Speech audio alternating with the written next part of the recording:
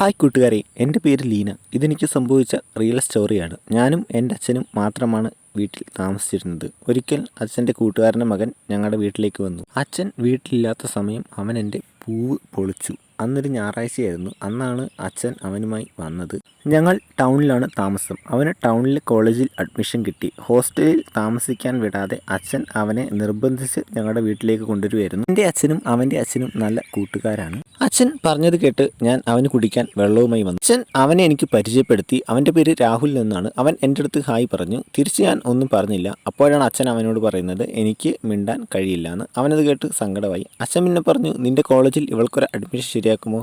അത് ഞാൻ ശരിയാക്കാം. അച്ഛൻ ഇനി ഇവളുടെ കാര്യം ഓർത്ത് വിഷമിക്കേണ്ട. എല്ലാ കാര്യവും ഞാൻ നോക്കിക്കോളാം. കോളേജിൽ പോകുമ്പോഴും വരുമ്പോഴും എല്ലാം ഞാൻ ശ്രദ്ധിച്ചോളാം. അത് കേട്ട് അച്ഛന് വലിയ സന്തോഷമായി.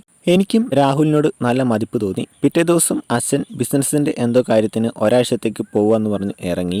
അച്ഛൻ എന്നോട് എല്ലാ കാര്യവും പറഞ്ഞു, അഡ്മിഷൻ്റെ കാര്യവും എല്ലാം. അപ്പോൾ രാഹുൽ പറഞ്ഞു, ഒന്നും പേടിക്കണ്ട അച്ഛാ, ഞാനില്ലേ ഇവിടെ. അച്ഛൻ ധൈര്യമായിട്ട് പോയിട്ട് വാ. അന്ന് രാത്രി ഞാൻ ബുക്ക് വായിച്ചുകൊണ്ടിരുന്നപ്പോൾ രാഹുൽ എൻ്റെ അടുത്ത് വന്നിരുന്നു. അവൻ്റെ അടുത്ത് ഒരു പേപ്പർ ഉണ്ടായിരുന്നു. എനിക്ക് അഡ്മിഷൻ കിട്ടിയെന്ന് പറഞ്ഞു. അത് കേട്ടപ്പോൾ എനിക്ക് വലിയ അധികം സന്തോഷമായി. രാഹുൽ എനിക്കിപ്പോൾ എൻ്റെ സ്വന്തം സഹോദരനെ പോലെയായി. അഡ്മിഷൻ കിട്ടിയതിൻ്റെ സന്തോഷത്തിൽ രാഹുലിൻ്റെ അടുത്ത് മിഠായി വാങ്ങിക്കൊണ്ടുവരാം എന്നൊക്കെ ഞാൻ ഒരുവിധം പറഞ്ഞൊപ്പിച്ചു. അത് കേട്ട് രാഹുൽ മിഠായി മേടിക്കാൻ പോയി. ഞാൻ എൻ്റെ റൂമിൽ ഒരുങ്ങിക്കൊണ്ട് നിൽക്കുകയായിരുന്നു. ഞാൻ ഇങ്ങോട്ട് തിരിഞ്ഞാണ് നിന്നത്. രാഹുൽ എപ്പോഴാണ് വന്നതെന്ന് ഞാൻ കണ്ടില്ല. ഞാൻ പെട്ടെന്ന് തിരിഞ്ഞപ്പോൾ രാഹുൽ എൻ്റെ മുമ്പിൽ നിൽക്കുന്നു. എന്താണിത്, നിനക്ക് ഡോറൊക്കെ ഒന്ന് അടച്ചിട്ട് നിന്നുകൂടെ? ഇതാ നിൻ്റെ മിഠായി എന്ന് പറഞ്ഞ് രാഹുൽ എനിക്ക് മിഠായിപ്പൊതി തന്നു.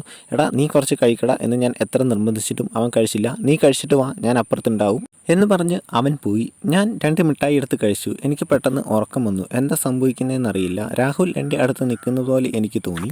ഒരു തടിക്കഷ്ണം എൻ്റെ മുഖത്ത് തട്ടുന്നത് പോലെ. എൻ്റെ വായിൽ എന്തോ ഒരു കയ്പുള്ള ചൊവ്വ, എന്തോ ഒരു വെള്ളം പോലെയൊക്കെ എനിക്ക് അനുഭവപ്പെട്ടു. 2 ബോളുകൾക്ക് നടുവിലൂടെ എന്തോ ഇഴഞ്ഞു പോകുന്ന പോലെ. രോമക്കാടുകൾ വകഞ്ഞു മാറ്റി എന്തോ ഒരു തടിക്കഷ്ണം പൂവിൻ്റെ ഉള്ളിലേക്ക് തറച്ചിറങ്ങുന്ന പോലെ തോന്നി.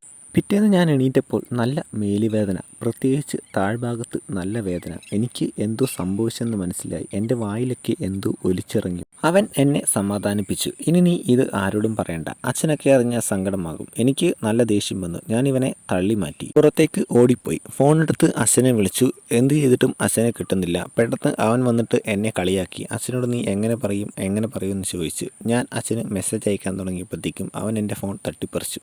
പിറ്റേ ദിവസം പെട്ടെന്നൊരാൾ വീട്ടിലേക്ക് കയറി വന്നു. നീ സൗണ്ട് ഉണ്ടാക്കണ്ട. രാഹുൽ അവൻ്റെ വീരകഥകളെല്ലാം എന്നോട് പറഞ്ഞു. എനിക്കത് കേട്ടപ്പോൾ നിന്നെ സഹായിക്കണം എന്ന് തോന്നി. ആ ചേട്ടൻ്റെ ഫോൺ തന്നിട്ട് അച്ഛൻ്റെ നമ്പർ ഡയൽ ചെയ്യാൻ പറഞ്ഞു. ഞാൻ നമ്പർ ഡയൽ ചെയ്ത് ആ ചേട്ടന് കൊടുത്തു. അച്ഛനെ വിളിച്ച് നടന്ന കാര്യങ്ങളെല്ലാം ആ ചേട്ടൻ പറഞ്ഞു. അതിനുശേഷം എന്നോട് പേടിക്കാതിരിക്കെ, ഞാൻ പോലീസുമായി വരാം എന്ന് പറഞ്ഞ് ആ ചേട്ടൻ പോയി. കുറച്ച് കഴിഞ്ഞപ്പോൾ രാഹുൽ വന്നു. എന്നെ വീണ്ടും ചെയ്യാൻ തുടങ്ങിയപ്പോഴേക്കും പോലീസുമായി ആ ചേട്ടൻ വന്നു. രാഹുലിനെ പോലീസ് കൊണ്ടുപോയി. ഗൈസ്, കഥ ഇഷ്ടപ്പെട്ടാൽ ലൈക്ക് ചെയ്യുക, ചാനൽ സബ്സ്ക്രൈബ് ചെയ്ത് സപ്പോർട്ട് ചെയ്യുക. അടുത്ത വീഡിയോയിൽ കാണാം.